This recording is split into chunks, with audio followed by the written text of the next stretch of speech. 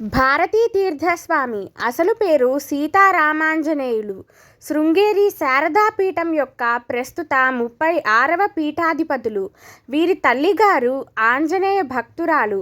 ఒకసారి హనుమంతుడు ఆవిడకు కలలో కనిపించి 3 పండ్లు ఇచ్చారట. అవి స్వీకరించిన తరువాత ఆమె భారతీ తీర్థకు జన్మనిచ్చారు. అందుకే వారు పూర్వాశ్రమంలో సీతారామాంజనేయులుగా పిలువబడ్డారు.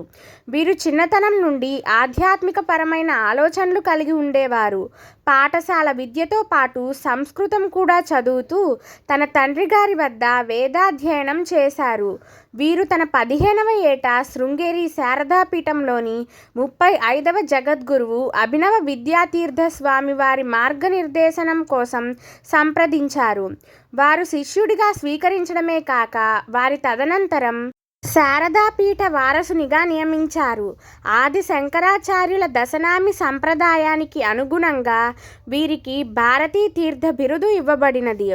సంప్రదాయంలో భాగంగా భక్తులకు మార్గనిర్దేశం చేసేందుకు, హిందూ ధర్మ విశిష్టతను తెలియచేసేందుకు భారతీ తీర్థ వివిధ ప్రాంతాలకు పర్యటనలు చేస్తూ ఉంటారు.